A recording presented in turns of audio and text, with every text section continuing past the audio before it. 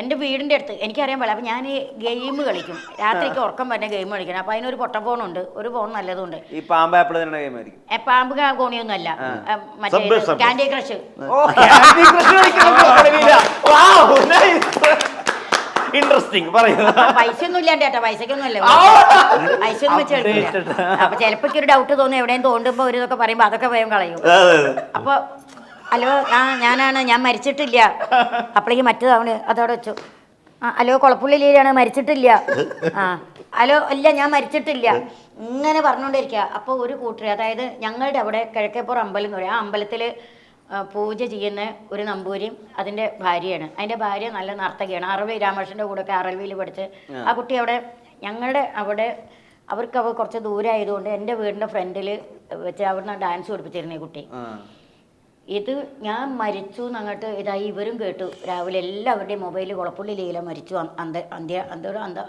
ആദരാഞ്ജലി എന്ന് പറയുന്നത്, ആദരാഞ്ജലിയും പറഞ്ഞിട്ട് ഇവർ രണ്ടുപേരും കൂടി പറഞ്ഞു ഈശ്വരോ ഇതൊന്ന് കാണാൻ പോകാന്ന്. ഇവർ കുളപ്പുള്ളി വന്ന് ചെറിയപ്പള്ളി വന്ന്, കുളപ്പുള്ളി എന്ന് പറയുന്നത് ചെറിയപ്പള്ളി വന്നപ്പോൾ എങ്ങും ഫ്ലക്സ് കാണാനില്ല. അപ്പം ഇവർ പറഞ്ഞു, ഈ കുട്ടി പറഞ്ഞു അയ്യോ കോഴിക്കോട് കൊണ്ടുപോയി കാണും, എന്നാലും ഇവിടെ എങ്ങും ഫ്ലക്സ് ഒന്നുമില്ല, ഒന്ന് കാണാൻ പറ്റിയില്ലല്ലോ അമ്മേനെ. കുളപ്പുള്ളി എവിടെ എപ്പോഴും എടുക്കണമെന്ന് അറിഞ്ഞെങ്കിൽ നമുക്ക് കോഴിക്കോട് പോകുമായിരുന്നു പറഞ്ഞു. അപ്പോൾ ഈ ഭർത്താവ് എന്ത് പറഞ്ഞു വെച്ചാൽ സ്വാമി പറഞ്ഞു ഒരു കാര്യം ചെയ്യേ, റീത്തുണ്ട് ഇവരെ കയ്യിൽ, ഇത് അവരവിടെ എവിടെ വെച്ചിട്ട് നമുക്ക് ഇത് ഇവിടെ എവിടെയും വെക്കാം, അല്ലെങ്കിൽ വേണ്ട അങ്ങോട്ട് ഇങ്ങോട്ട് കളയുക, എന്നിട്ട് നമുക്കൊന്നും നോക്കാം, വീട്ടിലേക്ക് പോവാം ഇതൊന്നും പറയാണ്ട് എന്ന് പറഞ്ഞപ്പോൾ ഞാനിത് 2 ഫോണ് മാറി ഫോൺ ചെയ്ത് തുടങ്ങി. അപ്പം എൻ്റെ ശബ്ദം ചെറുതല്ലേ, അതുകൊണ്ട് ഒരു 4 വീടിൻ്റെ അപ്പുറം എത്തിയപ്പോൾ ഞാൻ മരിച്ചിട്ടില്ല എന്ന് പറയുമ്പോൾ ഭർത്താവ് പറയാം ഇതിങ്ങനെ കരഞ്ഞോണ്ട് വരാം, എടീ നീ കരച്ചിലൊക്കെ മാറ്റ്, അമ്മയുടെ ശബ്ദമാണ് കേൾക്കുന്നത്. സത്യം നടന്ന കാര്യമാണ്. അപ്പൊ അവര് പറഞ്ഞത് വെച്ചാൽ വീടിന്റെ അടുത്ത് വന്നാൽ അറിയാലോ, നമ്മളൊന്നും പറയണ്ട. അപ്പോഴേക്കും എന്റെ ശബ്ദം കേട്ടു, വളരെ കുഞ്ഞു ശബ്ദമല്ലേ, എനിക്കറിയാൻ പാടില്ല മക്കളെ എന്തിനാണ്. എന്റെ അമ്മ ഏറ്റവും സങ്കടം ഉണ്ടായത് എന്താണെന്നറിയാവോ, ഈ ഫോൺ ഇങ്ങനെ വിളിക്കുന്നത് അമ്മ കേൾക്കണുണ്ട്. അമ്മ പറയാ എൻ്റെ ലീലയ്ക്ക് എന്താ പറ്റിയത്, എൻ്റെ ലീല സത്യം. എൻ്റെ അമ്മ ഹാളിലിരുന്ന്, ഞാൻ അമ്മ കേൾക്കണ്ട വെച്ചാൽ സിറ്റ് ഔട്ടിലേക്ക് ഇരുന്ന്.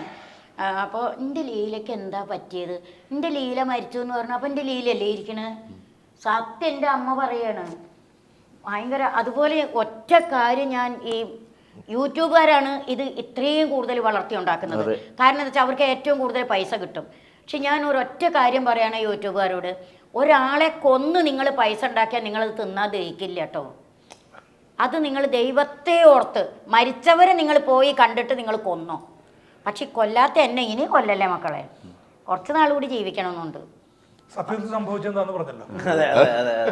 സത്യം പറയാണ്, ഭയങ്കര സങ്കടമാണ്. അതൊരു സൂക്കടായി കിടക്കുകയാണെങ്കിൽ കുഴപ്പമില്ല. ഒരു പ്രാവശ്യം ഞാൻ തിരുവനന്തപുരത്ത് താമസിക്കുക, എൻ്റെ മരണം കുറച്ചൊന്നല്ല, ഒന്ന് തിരുവനന്തപുരത്ത് താമസിക്കാം. അപ്പോൾ ഒരാൾ വിളിച്ചിട്ട് ഹലോ കുളപ്പുള്ളി ലീലയാണോ? ഞാൻ പറഞ്ഞു അതെ. ഒന്ന് വന്നാൽ കാണാൻ പറ്റുമോ? അതിനെന്താ കാണാൻ പറ്റാണ്ട് എന്താണ്, ഞങ്ങൾ വരട്ടെ 1 മണിക്കൂർ. ഞാൻ പറഞ്ഞു നിങ്ങൾ 1 മണിക്കൂർ 9 മണിക്കൂർ കഴിഞ്ഞു വന്നോ, ഞാൻ എൻ്റെ വീട്ടിലുണ്ടെന്ന് പറഞ്ഞു. അപ്പോൾ എന്താ പറഞ്ഞിട്ടുണ്ടാക്കുന്നോ, ഇവർ ഏതോ ഒരു കൺട്രോളോട് എൻ്റെ നമ്പർ ചോദിച്ചു, അവർക്ക് ഞാൻ വേണമെന്ന് പറഞ്ഞിട്ട് ഒരു പടത്തിലേക്ക് വേണ്ടിയിട്ട്. അപ്പോൾ അവർ പറഞ്ഞു ഞാൻ തീരെ സുഖമില്ലാണ്ട് ഇരിക്കുകയാണ് പറഞ്ഞു. അപ്പോൾ ഇവർ പറഞ്ഞു ആയിക്കോട്ടെ, കസേരയിൽ പിടിപ്പ് സാറ് ഇത് പറഞ്ഞപ്പോൾ ഞാനത് ഓർത്തു, ഇരുന്നിട്ട് അഭിനയിക്കാനോ സത്യം പറഞ്ഞാൽ എൻ്റെ മനസ്സിലേക്ക് വന്നു. അപ്പോൾ അവർ കസേരയിൽ ഇരുത്തിയിട്ട് ഞങ്ങൾക്ക് അവർ ഇരുന്ന് സംസാരിച്ചാൽ മതി എന്ന് പറഞ്ഞു. അവർ ഇരിക്കേണ്ടി പോയിട്ട് അവർ കിടന്നിടത്തുനിന്ന് അവർ നിങ്ങൾ പിടിച്ചാൽ പോലും എണീക്കില്ല എന്ന്, അതേ കിടപ്പാണ്, മലമൂത്രമൊക്കെ കിടക്കണേലാണെന്ന് പറഞ്ഞു. അപ്പോൾ ഇവർക്ക് അങ്ങനെയാണെങ്കിൽ ഒന്ന് കാണണമെന്ന് പറഞ്ഞിട്ടാണ് ഇവർ വിളിച്ചത്. ഞാൻ എൻ്റെ വീട്ടിൽ വന്നാൽ കാണാമെന്ന് പറഞ്ഞു. ഞാൻ ഇവിടെ പിന്നെ എന്താ പറയുക തിരുവനന്തപുരത്ത് വേട്ടമുക്കിൽ വാടകയ്ക്ക് താമസിക്കാം. അപ്പോൾ ഇവർ വന്നു, അപ്പോൾ വീട് കുറച്ച് ബാക്കിലേക്ക് പോകണം അടുക്കളയിലേക്ക്. അപ്പോൾ ഇവർ വന്ന് കോളിംഗ് ബെല്ലടിച്ചപ്പോൾ ഞാൻ ഏതാണ്ട് വായിലിട്ട് ഞാൻ വീട്ടിൽ നിൽക്കുന്ന പറ വേഷത്തോടുകൂടി നിൽക്കുക, എനിക്ക് അങ്ങനത്തെ ഇതൊന്നുമില്ല. അപ്പോൾ വന്നപ്പോൾ ഇതുപോലെ ഒരു പയ്യനുണ്ട് കൂടെ, ഇത്ര തന്നെയുള്ളൂ ശരിക്കും. ഒരു പയ്യൻ്റെ 2 പെണ്ണുങ്ങളുമാണ്, ഡയറക്ടറും പ്രൊഡ്യൂസറും കൺട്രോളർ ആരാണ്ടൊക്കെ. എനിക്ക് അവർ ഒരു നേരം കണ്ടാൽ പിന്നെ ഒരാളെ അറിയില്ല, അത് വേറെ കാര്യം. ഈ പയ്യൻ അവരോട് പറഞ്ഞു ഇപ്പോഴാണ് അവൻ്റെ ചെകിട്ടത്ത് 4 കൊടുക്കേണ്ടതെന്ന്. അപ്പം ഞാൻ പറഞ്ഞു എന്താ മോനെ കയറി വന്നിട്ട് ചെകിട്ടത്ത് തരാൻ പറയണത്, ഞാനിത് കേട്ട് വന്ന്. അവർ പറയണം, അവരോട് ഒരാൾ എൻ്റെ നമ്പർ ചോദിച്ചാൽ പറഞ്ഞു ഞാൻ തീരെ നീക്കാൻ വയ്യാണ്ട് കിടക്കണം, ഈ ജന്മത്തിൽ ഞാൻ നീക്കൂല അഭിനയിക്കൂല എന്ന്. എനിക്കറിയില്ല എന്തിനാ പാര വരുന്നത്. ഞാൻ ഒരാളോട് ഒരൊന്നിനും പോകണില്ല, ഒരാളോട് വഴക്കിനും പോകണില്ല. വയ്യ എവിടെ ചെന്നാലും ഈ എന്താ പറയുക പോയ കോടാലി എന്ന് പറഞ്ഞ രീതിയിൽ സംസാരിക്കണതേ ഉള്ളൂ. ഇപ്പോൾ ഒരു പ്രശ്നം ഉണ്ടായില്ലോ സലീം കുമാർ മരിച്ചിട്ട് അവിടെ.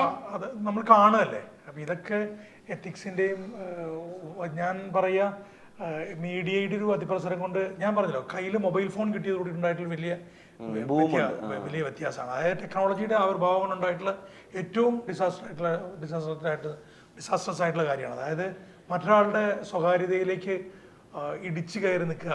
എൻ്റെ ഒരു ലാഭം ഈ പറയുന്ന വ്യൂവർഷിപ്പിനും ഒക്കെ വേണ്ടിയിട്ടാണ് യൂട്യൂബ് ചാനൽ എന്നൊക്കെ അമ്മ പറഞ്ഞതുപോലെ ഇതൊക്കെ എൻ്റെ സ്വാർത്ഥത്തിന് വേണ്ടി ചെയ്യുമ്പോൾ ഇത് മറ്റുള്ള ആൾക്കാരെ ഉപദ്രവിക്കാൻ വേണ്ടിയിട്ടാണ് എന്നുള്ളത് കൂടി ചിന്തിക്കാനുള്ള ഒരു ബോധമൊന്നും മനുഷ്യർക്കില്ലേ, എനിക്കറിയില്ല. അതൊരു സാമാന്യ ബുദ്ധിയല്ലേ. നമ്മൾ ഏറ്റവും പ്രോഗ്രസീവ് ആയിട്ടുള്ള ജനതയാന്ന് പറയുകയും ഏറ്റവും സാക്ഷരതയുള്ള സംസ്ഥാനം എന്ന് പറയുകയും നമ്മൾ ഇത്തരത്തിൽ വളരെ ബോറായിട്ട് നമ്മളിത് പറഞ്ഞുകൊണ്ടിരിക്കുമ്പോഴും എവിടെയെങ്കിലുമൊക്കെ സംഭവിച്ചുകൊണ്ടിരിക്കും. അപ്പോൾ അത് വളരെ സങ്കടമുള്ള കാര്യമാണ്. അങ്ങനെ അരുത് എന്ന് പറയാനേ പറ്റുള്ളത്. നമ്മളാണ് ആ മാറ്റം കൊണ്ടുവരേണ്ടത്. അത് മുൻകൂട്ടി ശരിക്കും കാണേണ്ടിയിരുന്നു. പക്ഷേ അത് കാണാൻ ആർക്കും ഇവിടെ സാധിച്ചില്ല. ശ്രീനിസാറ് മരിച്ചപ്പോഴും ഇത് അവിടെ വലിയൊരു പ്രശ്നം തന്നെയായിരുന്നു. പക്ഷെ അതൊരു വാർത്തയായല്ലോ. പക്ഷെ ഈ ചന്തു പ്രതികരിച്ചപ്പോൾ അപ്പോഴാണ് ഒരു വാർത്തയായപ്പോഴാണ് ഈ ഒരു തിരിച്ചറിവ് എല്ലാവർക്കും ഉണ്ടായതും. ആ തിരിച്ചറിവ് ഇത്തരം യൂട്യൂബേഴ്സിന് ഉണ്ടാകേണ്ടതാണ്. ഇനി ഉണ്ടായില്ലെങ്കിൽ അത് പ്രശ്നമാകും. ഇപ്പൊ തന്നെ ദുരന്തത്തിലാണ് ഇപ്പോൾ.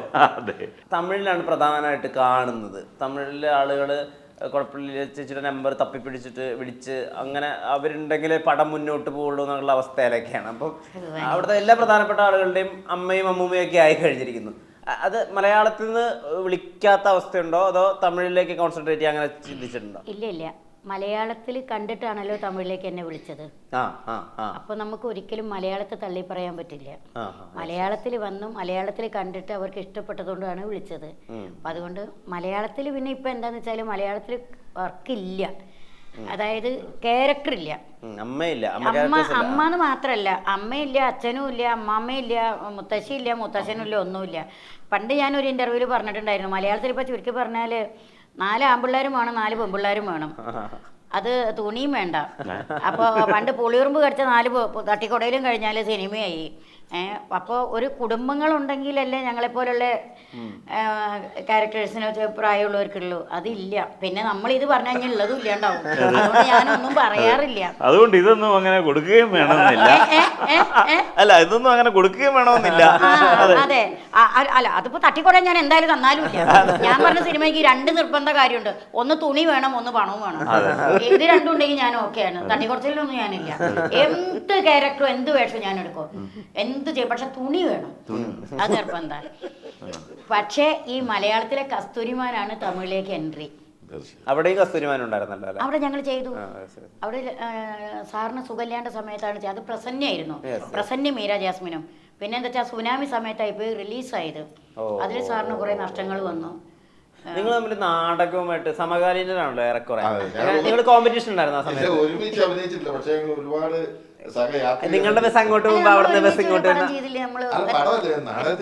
നാടകം ചെയ്തില്ല. അതെങ്ങനെ അറിയോ? അല്ല, ഞാൻ ചോദിക്കുന്നത് ഇപ്പൊ കോട്ടയം രമേശന്റെ നാടകത്തിൽ ട്രൂപ്പിന്റെ ബസ് അങ്ങോട്ട് പോകുമ്പോ ഞാൻ സംഘാതങ്ങളുണ്ട്, കാപ്പി കുടിക്കാൻ നിർത്തുക, ഊണ് കഴിക്കാൻ നിർത്തുന്നത്. അവിടെ താമസിക്കുന്ന ചില ലോഡ്ജുകൾ ഹോട്ടലുകളൊക്കെ ഉണ്ട്, അവിടെ വന്ന് ക്യാമ്പ് ചെയ്യും. അപ്പൊ അത് 1 2 അല്ല, 14 സമിതി 15 സമിതികളൊക്കെ ഒരേ സമയത്ത് വന്ന് കിടന്ന കാലഘട്ടമുണ്ട്. അത് മാത്രമല്ല ഇപ്പം 3 നാടകം 4 നാടകമൊക്കെ ഉണ്ടാവും, സമിതികൾ തന്നെ ഉണ്ടാവും. അപ്പോൾ ഒരു ദിവസം ഞങ്ങളെ ഇല്ലെങ്കിൽ 3 നാടകം ഉണ്ടാവും അവിടെ. അപ്പൊ ആദ്യത്തെ നാടകക്കാർ വന്നിട്ട് അപ്പൊ വേറെ നാടകം അല്ലെങ്കിൽ കുറച്ച് നേരത്തെ ഇവിടെ വരും, നാടകക്കാരായിട്ട് കാണാനും പരിചയപ്പെടും. ആ ഒരു ബന്ധം വേറെ തന്നെ, അത് സിനിമയിൽ കിട്ടൂല.